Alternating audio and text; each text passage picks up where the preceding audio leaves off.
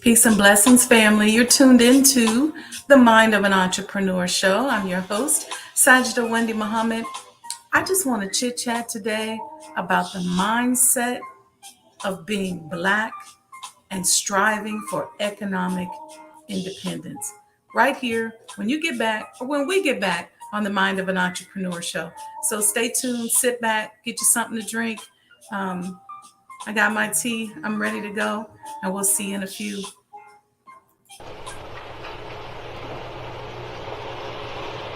O Allah, guide me among those whom Thou hast guided aright, and preserve me among those whom Thou hast preserved, and befriend me among those whom Thou hast befriended. Bless me in whatsoever Thou dost grant me, and deliver me from the evil of what Thou hast judged. Surely Thou judgest, and none can judge against Thee, and he whom Thou befriendest is not disgraced. Blessed art Thou, O Lord, and exalted be Thee above what they set up besides Thee. I bear witness, nothing deserves to be served besides Thee, and I bear witness that Muhammad is Thy servant and apostle. Amen.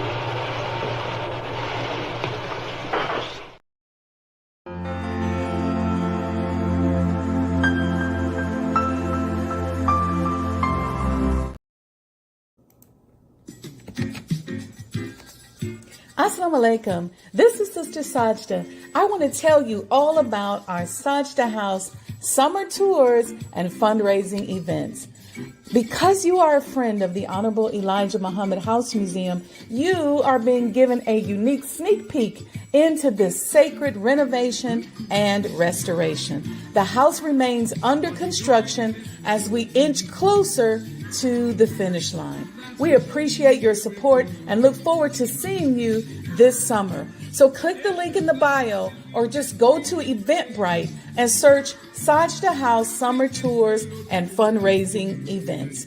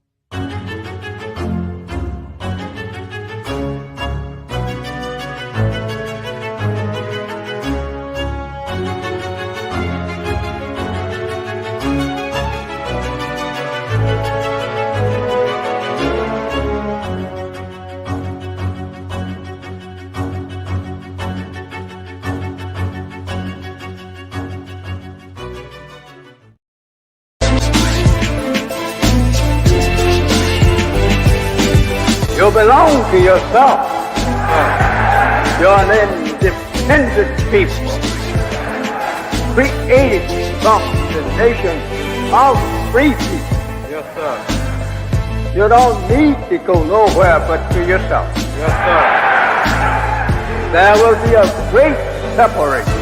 Yes, sir. So I said, it is on now. The college is meant to prepare you for your future. That the time dictates that if we don't do something for ourselves as a people, we will be destroyed. And the aim of the enemy right now is to take us out.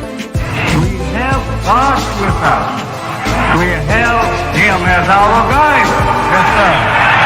We don't have to stand around here and ask the question, what must be done? Yes, sir. And let's go and do something. Yes, sir. We cannot sit down. We cannot lay down. Yes, sir. We must get up. Yes, sir. And go to work. Do you know what real joy is in life? Visioning something and bringing it into reality. That's real joy. Do you know what the next step in joy is? Behold how good and how pleasant it is for brethren to dwell in unity. Tonight, you need to fasten your seatbelts. We're going to hear from some of the greatest minds in the world. I don't know about you, but I'm tired of trusting our future and the future of our children into the hands of those who don't love us. I believe we need to revitalize black leadership.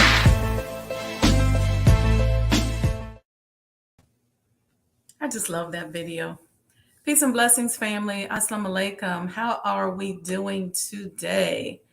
You know what? No guest today. I had some videos queued up, and I got my economic report here, and I just say, you know what?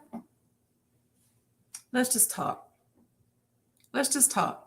And I want y'all to be active in the chat. I see y'all up there.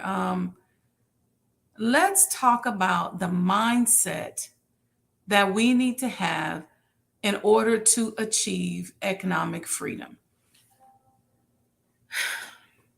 Here's the deal. We hear all these statistics. I've quoted them before from, the Black Report about our buying power and how much we spend and how Asians out earn everybody and a bunch of stuff. And I was on a call last night. I sit on the faculty for Dr. George Fraser. Shout out to Dr. Fraser from the Power Networking Conference. I don't know if you all got your conference tickets yet, but they are going fast. And we're working on some big announcements that we're going to be making during the Power Networking Conference. And George started off the meeting with something that I wanted to start off our talk today with. I put it here in the chat. And I forget, he said they're from Marcus Aurelius and another one from Caesar, but I'm going to give George the credit, okay? And what George said was, obstacles do not block the path. They are the path. The thing that stands in the way becomes the way. And whenever you start talking about Black people achieving economic freedom and economic status, what's the first thing that you hear us say? We got to stop being so jealous. We got to stop acting like crabs in the barrel. We have to start getting along, all the stuff that we say. But let's dig into that a little bit, because I think sometimes when we hear those conversations, peace and blessings, greetings, Miss Awana.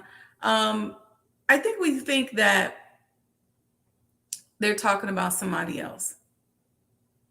It's so easy for us, we use the proverbial they in our conversations. They need to stop acting like this or that, or they need to stop hating. But what about us? Let's talk about what our mindset, this is where we learn all about mindset, right? If you have a copy of my book, The Mind of an Entrepreneur, this is where we talk about mindset. This book is the motivation behind this podcast. Podcast started in 2009. This part of the book was put out in 2016. There was another part put out prior to that. It was an ebook, all on the Mind of an Entrepreneur show, and all of me just sharing and, dumping and downloading every experience I could think about and what I could do to just shift into a mindset of service to my people. And I wanted to walk the walk. I wanted to be a demonstration of what I was teaching. And one day, again, Dr. Fraser said to me, he said, "You are an example of someone who walks the walk. You don't just talk the talk." And that was a big compliment to me. And so I want to talk about that a little bit today, because we always, and I'm not coming at this as if I'm a subject matter expert or anything like that, but I want us to think about some things. When you think about, I did write a few notes for us to think about. when you think about this whole mindset of crabs in a barrel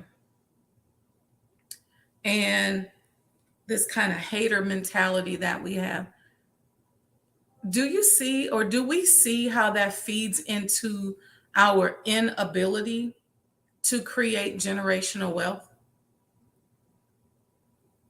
See, because one or two things are going to happen, right? Either you're going to be too much of a hater to really focus on your children. You know, you're going to be too much of a hater and too much into yourself, not so much hating against your children, but you're so busy hating against the people down the street, the people down at the bar, the people down at the job, competing against them and doing what they say you can't do, that when it comes time down to saying, you know what, maybe instead of buying that new outfit or that new car, maybe I need to put aside a few dollars for my children so they can go to college. Or so that maybe when they turn 18 and I put them out, they can have a year or two of free rent. Or maybe we do that. Maybe we are all about, I remember my mom used to give us bonds, and maybe we all are about saving and doing everything we can. But then we create this environment where we raise these little haters. And so then our children grow up to be magnified versions of everything that's wrong with us. And don't get me wrong, we can't always control that, but how much of that can we control? How much of the hater inside of us can we deal with? Because a lot of us think we're conscious, but we're really haters. A lot of us think that we are ministers and pastors, and we go to church and we go to mosque and we go to synagogue, but we really are haters. Because when it comes time to love somebody, we don't wrap our arms around them and say, you know what, I'm going to love you into a better space. I'm going to love you until you feel better. I'm going to love you up out of that depression. I'm going to love you up out of that slump that you're in. I'm going to love you up out of the poverty that you're in. We don't always do that. Even though we're conscious, even though we're religious, even though we're spiritual, what do? We sit back and try to figure out how we can take advantage. Or we sit back and we diagnose. We spend all this time in the diagnosis and the analysis of the person. And whatever happened to just, let me wrap my arms around that person? Whatever happened to really and truly being in the resurrection business? See, I like to tell people that I'm still in the resurrection business. Resurrection business is not bankrupt on my balance sheet. The resurrection business is alive and well. And I'm still a little savior. What do I mean by that? If it means that I got to do a little extra to just lend an ear. Maybe you don't have the finances to chuck out to help somebody, but you can be there. You can walk the road with them. You can wrap your arms around them. You can say, I'm going to be supportive. But what do? A lot of times when that person is down, we spend a significant amount of time celebrating the fact that we are at this point up here and they're down here. Sometimes we try to figure out how we can take what they got. Sometimes we just sit up and we talk about them so much that it just leads and adds to their depression or their sadness because you're somebody that they thought loved them. So what does that do for us? And how does that translate into how we exchange money, ideas, and wealth with one another? Well, it creates distrust.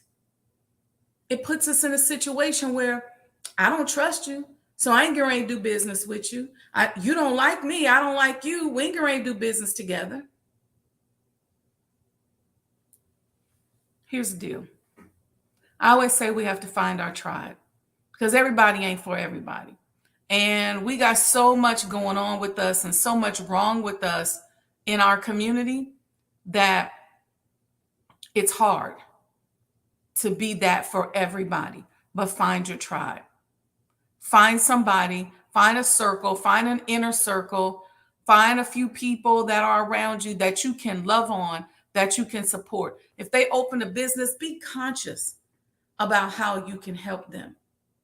Try to put yourself in a situation where before you make certain purchases, think about how you can support a Black entrepreneur, somebody who's in the struggle, trying to do for self. See, it's going to take us being there for us, and we have to have the right mindset. What are your intentions? What really are your intentions? And only you can answer that. What really, really are your intentions? When the Honorable Elijah Muhammad said to us, stop wanton criticism of everything Black, what does that mean? That means stop it. Be intentional. Cut your brother some slack. Cut your sister some slack. Where's the mercy? Where's the love? Where's the support? Where's the, you know what, I'm just going to sit on the sideline, sis, and I got you.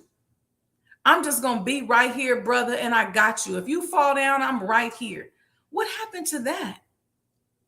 See, somehow in this competitive, crazy society that we live in, we forgot all about being little saviors. We forgot all about the resurrection business.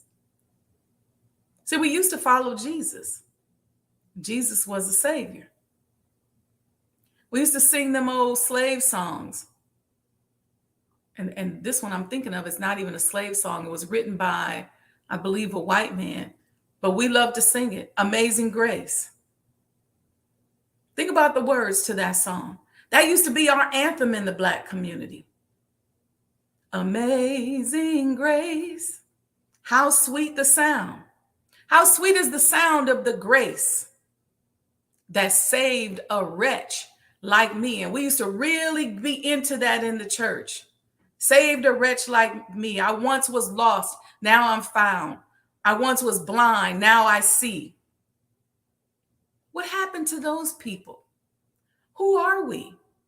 And I think we have to ask ourselves that as individuals.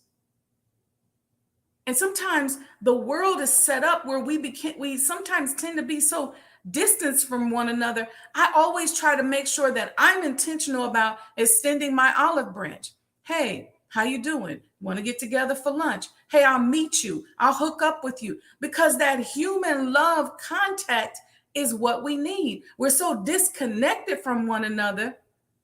Many people don't know what it's like to have human touch. Sometimes we go months without human touch, human love, good conversation. So everybody we meet, we distrust. We're looking at them like, what's up with that? What they want. You got to learn how to pull out what you need. No, you can't trust everybody, but you got to find your tribe. If it's just a small little group of people, it might be your mother, it might be your sister, it might be your brother, your cousin, your auntie, a few people, but you got to find, or maybe you don't have no family, but you got to find your tribe. We have to start to interact with one another. That's why generational wealth becomes so difficult for us.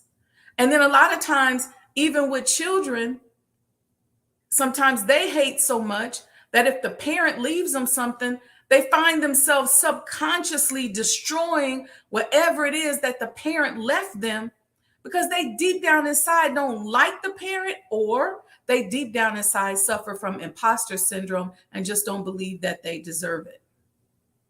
This is another reason why we don't like preserving our history, because we've been taught that we don't matter. And we now believe it. We believe that we don't matter. And so guess what we do? We don't care about the history. We don't want to hear about it. And the society knows, the broader society, they just keep dropping little things. We don't want y'all to say slavery anymore. We don't want y'all to really think about that. And then you hear Black people say, man, I hate talking about slavery all the time. Well, yeah, it's an ugly thing too. But what about the rest of our history? Y'all hear me talking about studying women of the Bible and looking at how those sisters did what they had to do. They drove home a point. We had prophetesses and sisters who built buildings and walked with the Savior. We're going to talk about another one Saturday morning. What about that history? But slowly and slowly, it just becomes, we're going to take away your history. It's not important to preserve it. Nobody cares. Nobody cares who these people are. Let them just liquidate them. Let them just float off into the sunset.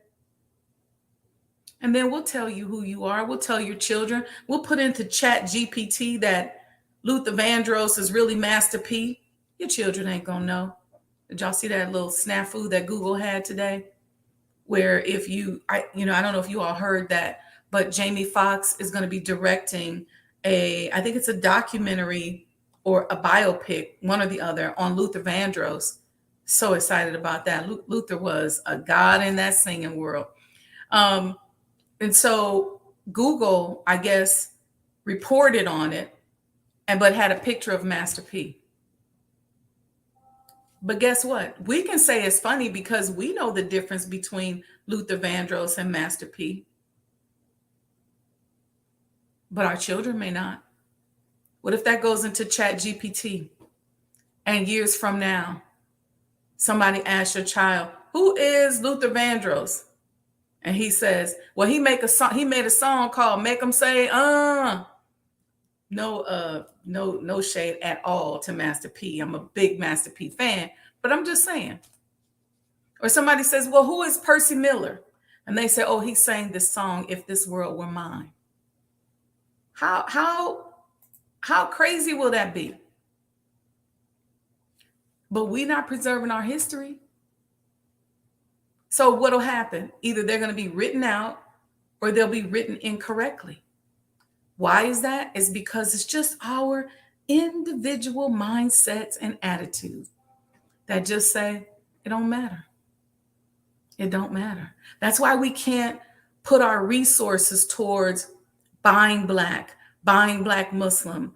I would love to have a movement where our entertainers and our rappers all got into the preservation business and started preserving the history of our people and just investing, not just because I have a museum, but investing in museums and preservation. Why? Because we have to start thinking about legacy. But that's why we can't. Because deep down inside, we don't love ourselves. You see? So when the Honorable Elijah Muhammad said, accept your own, be yourself, love yourself, call one another brothers and sisters, that's so that when we got ready for this wave of economic development, which is what we need right now, which is what a lot of our Black leaders are pushing us towards, economic development. It's the whole theme of the upcoming Power Networking Conference. Economic development is the new Black power. Well, guess what? If we don't get our hearts together, if we don't get our love for ourselves together, forget somebody else, the love for ourselves, we don't get that together, then how is economic development going to be the new Black power? Because if we don't like each other, we're not going to do business with each other. If we're going to open up schools and educate one another's children, if we don't like each other, we're not going to adopt children or help out people that are in need. If we don't like ourselves, we're not really going to be able to pass on true generational wealth. We may think we're passing it on to our children, but what did we contribute into that Black economic pool? So that's why he taught us about morality. And he taught us about a power higher than ourselves. See, a power higher than ourselves is so necessary. A lot of people like to be really sacrilegious, and there are some practical and scientific things that help us when it comes to doing for self. I happen to be a religious and spiritual person, but I don't discriminate against anybody else that doesn't believe like I believe. Because I believe that after a certain level, this is just my belief system, that the lines of religion are going to become blurred. It's just going to be a belief system. It's going to be those who believe and those who don't. And we may all come from different spaces to get to that belief system. But I believe at a certain point, those lines are going to blur. I don't know how soon that's going to happen, but that's just me. That's just me. That ain't something official. That's just me. I think that at a certain point, you're not going to be able to tell the difference between a good Christian and a good Muslim, or a good Jewish person, or a good, whatever, because the society is going to push us to the point where there's going to be certain core beliefs that in order to be successful, if you don't embrace those core beliefs, you're going to fall into the abyss of Satan. And I know that sounds really extreme, but I'm just telling you all, that's where we're headed. See, as the wealth gap widens, we're going to have to hold on to certain principles, because it's going to become a point where you're not going to know who to do business with. You're not going to know who you can trust. You're not going to know if you can do business with certain people, because certain people are just not going to be trustworthy. So you and I are going to be looking for people with those core values. And it's not going to matter to us what culture they come from. It's not going to matter to us what religious background they come from. We're just going to be looking for those core values so that we can do business with those people. And the rest of it is going to be left up to divine intervention. And if you think divine intervention is hocus pocus, then you may as well lay down and die now. Because if there is no divine intervention, we ain't going to make it no way. That's real talk. So, all right, I want to play this little video. It's a little video of the Honorable Elijah Muhammad talking about economic development. And it's a vintage video. So I'm going to play that, and I'm going to come right back. Put your questions or comments in the chat about this. What is it that we can do to get our hearts and minds ready? How can we stop competing against one another? How can we stop being so mad with one another all the time? Do you know I support Black people a lot of times, even if I don't know them, even sometimes if I don't like them. As long as they don't disrespect me, because I don't follow my good energy money behind bad energy. So I don't give money to people who disrespect me. But even if I don't know them, I'll say, oh, this is a Black-owned place? Okay, let's run up in here. Oh, this Muslim-owned? Let's run up in here. Why? Because we need it. We've given enough money to our Asian family members and our other races family members. We've given enough money to them. It's time for us to be intentional about being Black. And it's time for us to be also intentional about representing Black. It's not okay to be indecent and ratchet and think that it doesn't matter, and think that it's freedom, and think that it doesn't, no one cares. Guess what? It's going to be very difficult for us to compete on international stages and sit at the table internationally when we're so ratchet. Because you can't operate based on certain core principles and think that ratchetness is okay. You got children you turning out. You got babies as young as 3 and 4 who are seeing your ratchetness. And the thing about children, they get laser focused on certain traits, and then they grow up and become magnified versions of that ratchetness that we can't even stand to be around and look at. It's not cool. We have to stop it.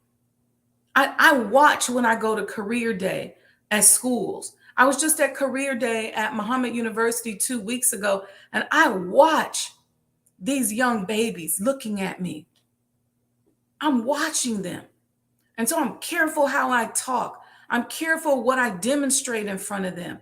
I want them, when they lay down at night and society is pulling on them, I want them to think about, Sister Sajdah persevered. She was strong. She kept the faith. I'm not perfect. None of us are. But let's be found doing our part. All right, so let's play this. Let's play this video here, and I'm gonna take myself off the screen once I put it on. It's only 2 minutes. We'll be right back. The ultimate appeal may be to Allah. There is a great deal of very practical capitalistic energy being directed toward the solution of everyday economic problems. For example, Elijah Muhammad has always encouraged the development of Muslim business enterprises. And in the August 28th edition of Muhammad Speaks, he announced a 3-year economic program and plans for the development of a black national bank. We should try to save, if it's nothing but a nickel a day, in something like a national savings to help fight poverty and want among us.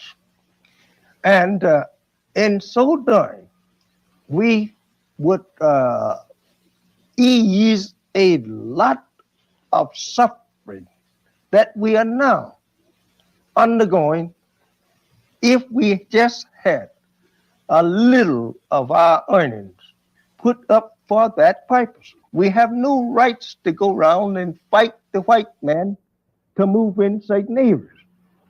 We should go to work and take that money and buy areas for ourselves where he is not, say, taking over for his own residence.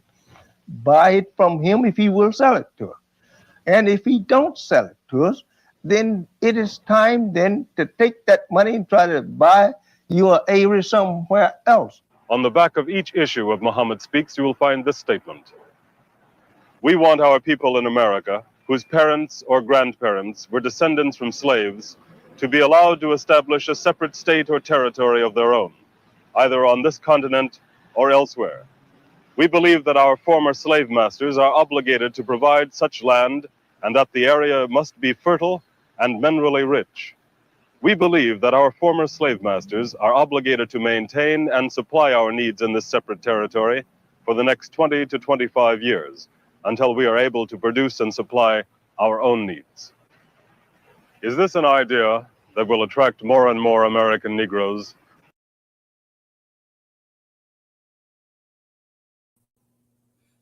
I don't know about y'all, but that's so interesting to me. You know why? Because here we are today. I don't know about y'all, but I'm sick of the Karens. I'm sick of the racism. I know so many people are tired of going to work. I'm so sick of the racism. It's just so played out.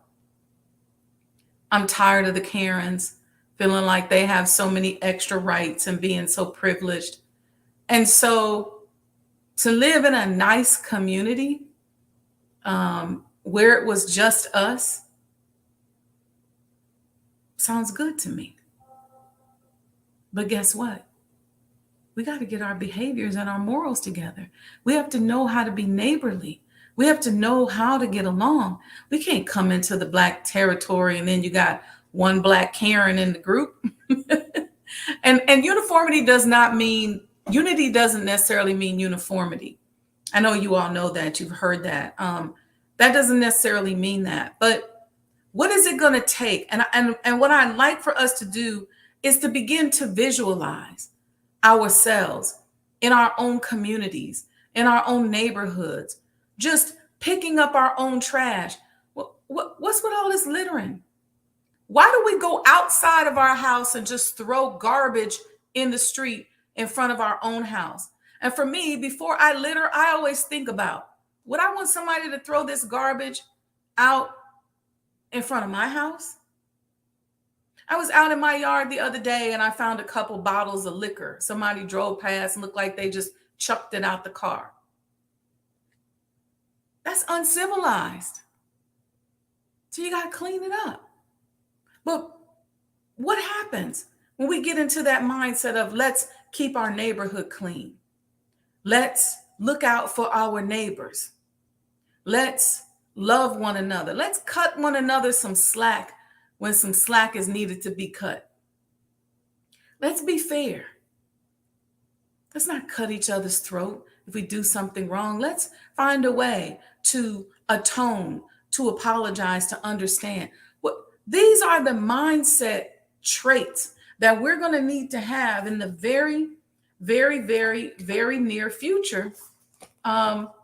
Because I'm telling y'all, this gap between the haves and the have-nots, and I have a lot of friends that live overseas, South America, at certain parts of Africa, and they go in their community behind the walls.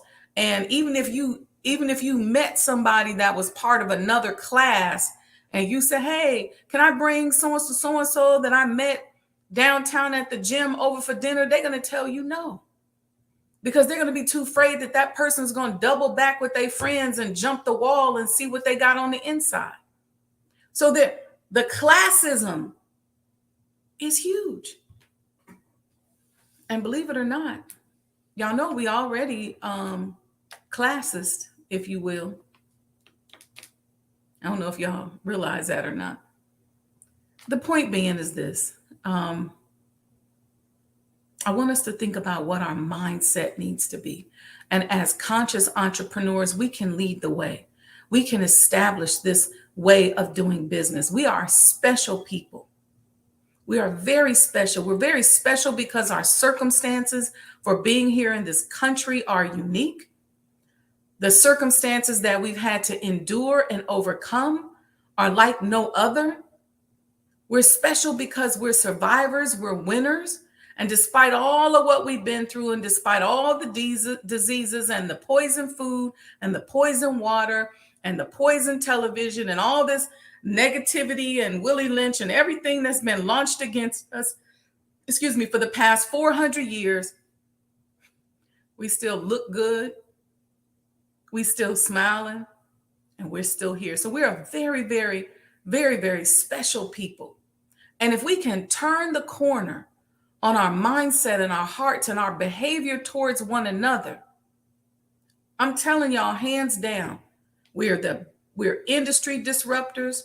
We are new market leaders. There's no market that can beat us if we get ourselves together. We've already demonstrated how talented we are.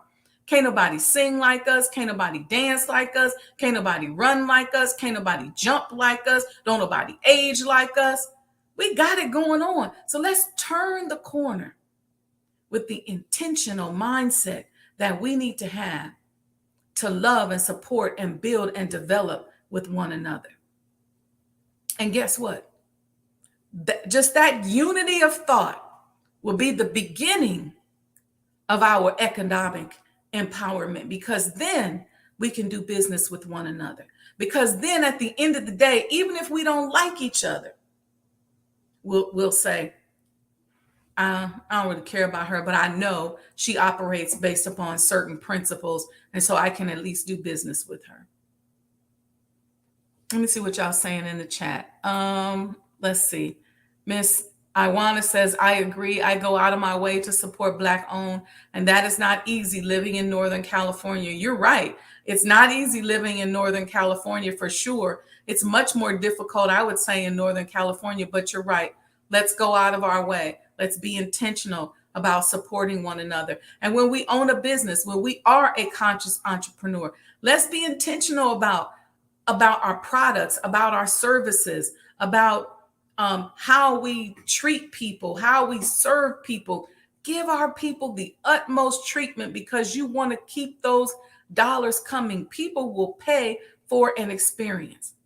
And let me tell you something. We have to stop letting money be our God. That is so whack. Because let me tell you why. See, money is just paper. I wish I had some money up here.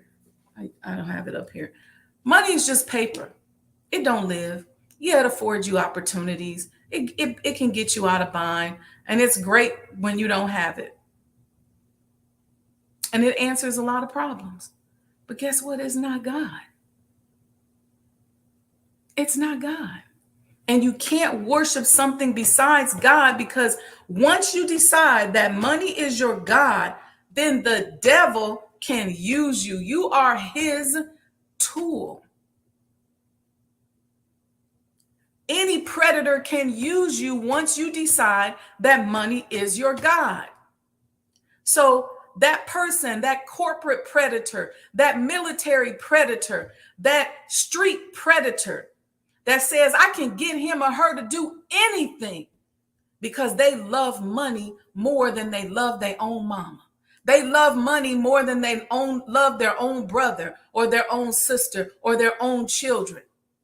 They love money so much that they would sacrifice pivotal and loving relationships for the sake of money. And when a person takes you down that low and they know that you worship paper,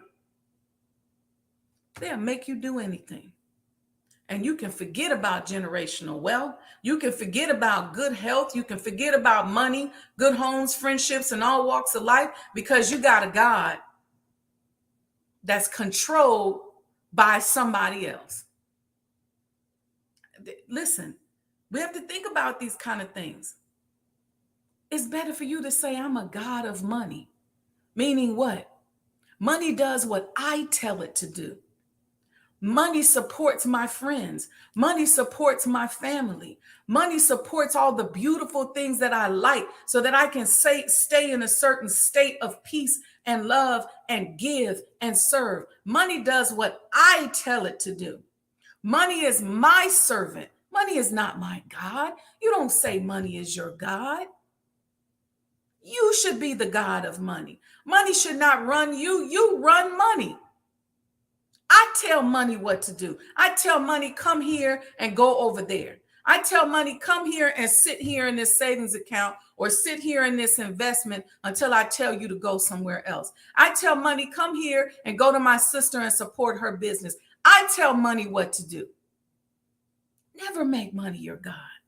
See, when you make money your God, you're so easily controlled. You will hurt anybody. You will kill somebody. You don't even know what you will do when you are worshiping that almighty dollar. We got to turn the corner on this stuff. This is all deviant behavior. And we got to be mindful when we're raising our children and what we dangle in front of them. What are the principles that we're teaching them? What are the principles that we're demonstrating to people who look up to us? We have to be careful. All right, so let's see. I missed Cleophas. He said, very true. I always say that the only thing that makes a hood are the people in it. Yeah, that's it. That's it. You care becomes your snare. Yeah, that's it. You know, sometimes they say it ain't where you live, it's how you live. But the real thing, I remember reading something where the Honorable Elijah Muhammad said that he gave a time frame. Like he said, years from now, you'll want to be as far away from them as land allows. I think because in the 60s, the civil rights movement got tricked into this idea of desegregation, of defocusing on Black and more focusing on integration. And so they tricked us and made us pick a side. You had the Honorable Elijah Muhammad and his students, the Honorable Minister Louis Farrakhan and Malcolm X and Muhammad Ali. You had the Black Panthers and the Black Panther movement. You had a lot of pro-Black movements on one side, and then you had civil rights movements on the other side that said, we're not going to focus on race. Well, guess what happened? Like Dr. Claude Anderson said, they didn't look far enough into history, because once you decide that you're not going to focus on Black anymore, now we become irrelevant. And so you can say, well, how are we irrelevant? Well, when the government says that an immigrant can get certain privileges by coming over here and according to their skin color, so white immigrants will get a whole list of businesses. And you know, the key to getting ahead in a capitalist society, in many cases, is unearned income. It's what slavery was. It's unearned opportunity or unearned income. So if you come over here and you're a white immigrant, whether you're from Romania or Ukraine, and you get benefits that are unearned. And you use those benefits. So I'm going to say the key is unearned income or unearned benefits. It's using unearned income to generate wealth.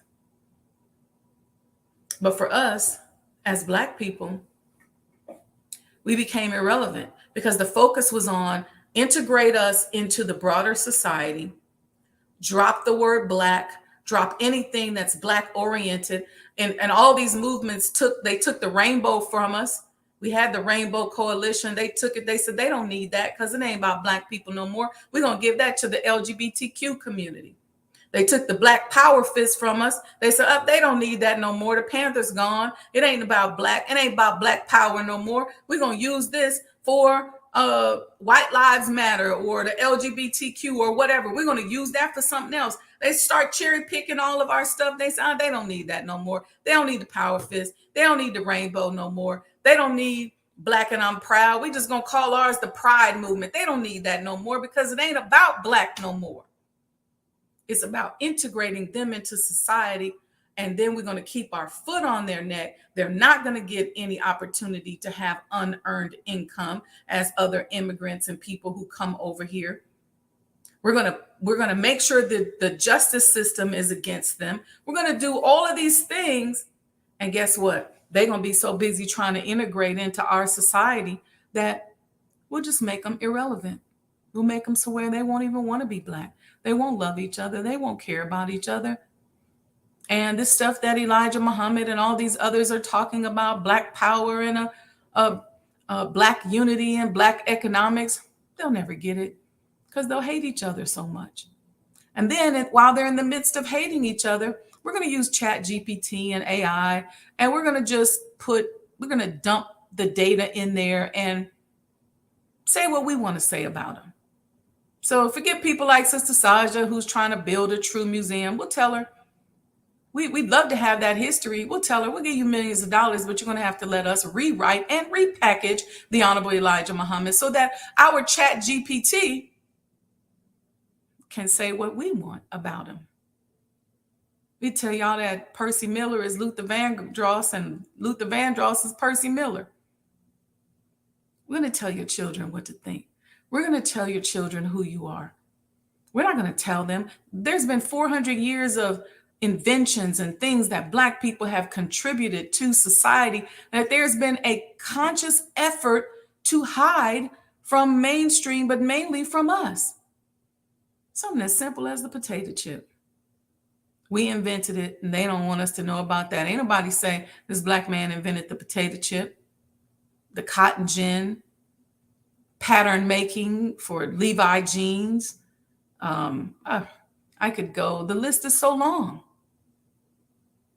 So let's think about our mindset. Let's lift up our ancestors. Let's lift up the people who came before us, whose shoulders we stand on, who were inventors, who were survivors, who hoped that we wouldn't forget about them, who prayed for us. And we're all sitting here. We're the answer to somebody's prayer. They prayed that we would have better opportunities. They prayed that things would go much more smoothly for us than they went for them. They prayed. Prayed. So let's answer their prayers. Let's not give this society a victory and allow ourselves to be written out because of our negative mindset. Let's think about how to consciously support one another. Before we say we don't want to be bothered, let's think about it. And before we ask somebody for help, let's make sure our energy is right. Let's make sure that the love is in our heart. Lead with being of service. And I'll lead you with this last point. Many of you who read my book know that I went through some challenging times at a certain point in my life. We always go through challenging times, but I write about some particular moments in the book.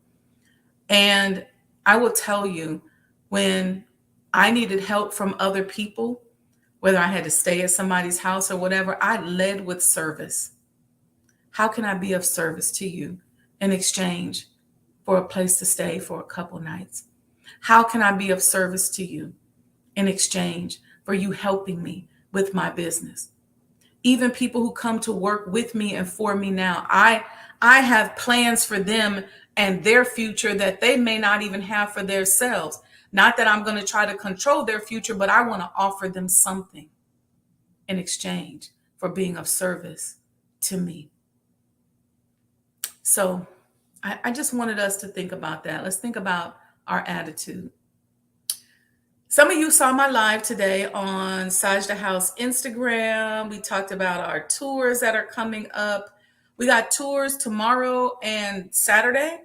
It's supposed to be raining here.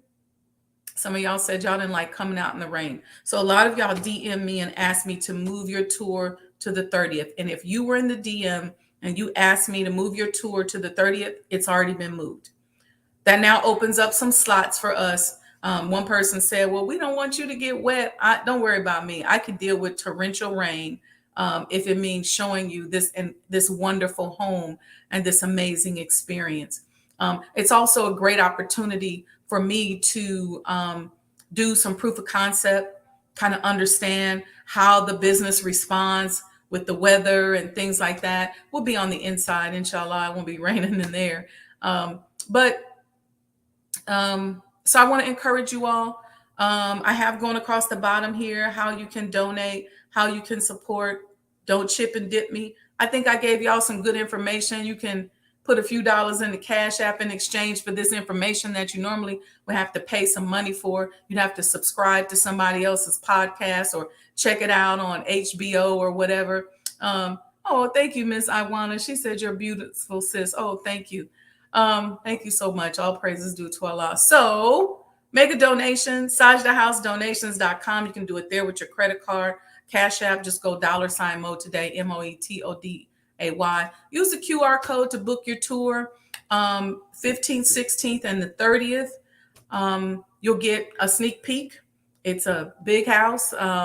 We're not going to tour all 12,000 square feet, but if you come to these early tours, because I'm kind of timing how long it takes, you'll get to tour about 9,000 square feet of it. Okay. And that's just so that we can pare down our tours and figure out what the size. We just want to be doing this work while we're working on raising these final dollars for our contractors so we can get finished and have our grand opening coming very soon. Okay. And if you're looking for a commemorative Elijah coin, these are the commemorative Elijah coin. They're made out of copper from the messenger's home. So we didn't throw away the old copper, smelted it down, and made this mold that becomes this membership coin. And I say this coin has privileges because you see that little number on the back of there. That number is going to be your membership number. So don't bust your coin out of here. A lot of people ask for the pendants. I only actually made 135 of the pendants. We have 800 of these left because I think this is a much greater value. And this coin in this encapsulated case is designed to last hundreds of years.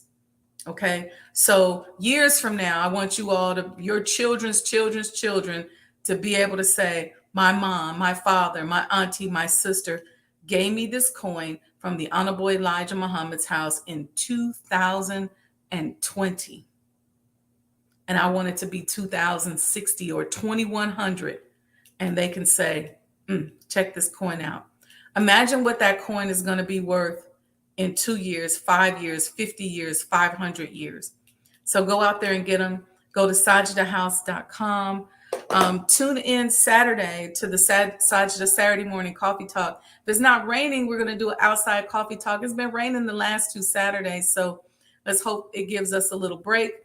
We're moving towards or through our Women of the Bible series. And so what I'm doing with the Women of the Bible series is I'm just pulling these sisters up out of the Bible and pitching them up and showing us how they are prototypes for us. This motivation for conscious entrepreneurs. We got a lot of brothers who are even getting motivation out of the Women of the Bible series. And what I love about it, some brothers who said, man, that lets me know what kind of woman I want. I said, that's what I'm talking about. And for us as sisters, it just shows me what I can accomplish if I put my mind to it. So join us Saturday morning, 6 a.m. for a little motivation, sisters, a little empowerment, a little bit of depositing in you and lifting these great sisters up off the book and saying their names. And so this week we're going to be talking about Anna, the prophet. And we'll see you. Oh, and if you have not, make sure you like and subscribe to the Sajdah Wendy Muhammad YouTube page.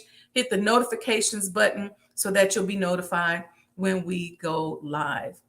All right, family, peace and blessings. I got a couple videos I want to show y'all, so don't hang up as soon as I go off the screen. And we'll see you all at your tour or on the Sajdah Saturday morning coffee talks. All right. Peace and blessings, family. Love you all. Muslims, you shouldn't be around here looking to white people to give you a job. Go look in message to the black man and the economic blueprint. And if there are 4 of you, 6 of you, 8 of you together, pool your resources, go into business and set up business all over the south and west side of Chicago. But if you put, and I'm saying this to all of us, our people are ready to spend their money with their own. There's no time better than this for 6 or 8 of you to pool your money and look in the community and open up a store to fulfill the needs of our people, and we will support you. It's your time now.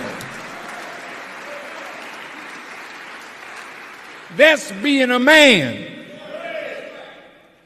Supporting your own people that are in business. Going into business yourself. Think out of the box. What can you create that will put black people to work? Greetings, conscious entrepreneurs. Add the Mind of an Entrepreneur show to your Roku TV lineup and catch up on past episodes of all your favorite Mo Today shows.